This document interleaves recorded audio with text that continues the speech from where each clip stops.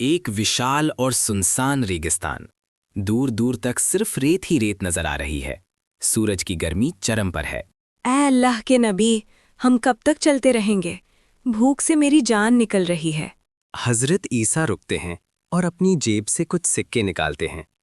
समीर, ये पैसे लो और पास के गांव से हमारे लिए 3 रोटियां ले आओ। समीर रोटियां लेकर वापस आ रहा है। उसके हाथ में 3 रोटियां हैं। उसकी नज़र रोटियों पर टिक जाती है। भूख बहुत लगी है। अगर मैं एक खा लूं तो किसी को क्या पता चलेगा?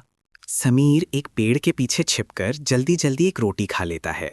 समीर हजरत ईसा के पास पहुंचता है। हाथ में सिर्फ 2 रोटियां हैं। लीजिए हुजूर, मैं रोटियां ले आया। समीर, तुम 3 रोटियां लाए थे ना? तीसरी रोटी कहाँ है? नहीं हुजूर, वहां सिर्फ 2 ही रोटियां मिली थीं। हजरत ईसा खामोश रहते हैं। दोनों एक साथ खाना खाते हैं। फिर वे आगे बढ़ते हैं और उन्हें रास्ते में एक हिरण का कंकाल दिखता है। जादुई संगीत। हजरत ईसा कंकाल के पास जाते हैं और कहते हैं, अल्लाह के हुक्म से जिंदा हो जा। हड्डियों पर मांस चढ़ने लगता है और पलक झपकते ही एक सुंदर जीवित हिरण वहां खड़ा हो जाता है। समीर की आंखें फटी की फटी रह जाती हैं। हजरत ईसा समीर की तरफ मुड़ते हैं। समीर, तुम्हें उस रब का वास्ता जिसने ये मौजज़ा दिखाया, सच बताओ, तीसरी रोटी किसने खाई थी? कसम खुदा की हुजूर, रोटी 2 ही थीं। हजरत ईसा निराश होकर आगे बढ़ते हैं। वे एक जंगल के किनारे पहुंचते हैं जहां मिट्टी का एक बड़ा ढेर है। हजरत ईसा मिट्टी के ढेर पर हाथ रखते हैं और वो ढेर सोने की 3 बड़ी ईंटों के ढेरों में बदल जाता है। सोने की चमक से समीर का चेहरा चमक उठता है। सोना, इतना सारा सोना, हम अमीर हो गए। हजरत ईसा, हम इस सोने के 3 हिस्से करेंगे।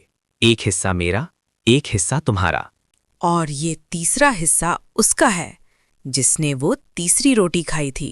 समीर तुरंत चिल्लाता है, वो मैं था हुजूर, वो रोटी मैंने ही खाई थी। ये तीसरा हिस्सा मेरा है। हजरत ईसा की आंखों में गहरा अफसोस दिखता है।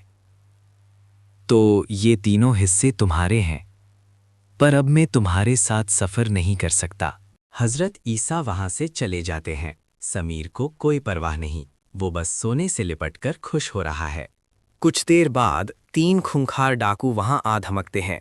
डाकू सरदार की नजर सोने पर पड़ती है। अब ये सब हमारा है, लेकिन हमें भूख लगी है। तुम में से एक शहर जाकर खाना ले आओ। खाना लाने वाला सोचता है, मैं खाने में जहर मिला दूंगा, फिर सारा सोना मेरा होगा। उधर बाकी 2 सोचते हैं, जैसे ही वो आएगा हम उसे मार देंगे और सोना आधा आधा बांट लेंगे।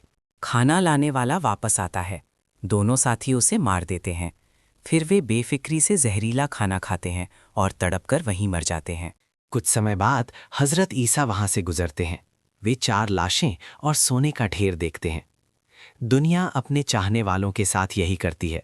लालच ने इन सबको मिटा दिया। स्क्रीन पर मॉरल, लालच बुरी बला है।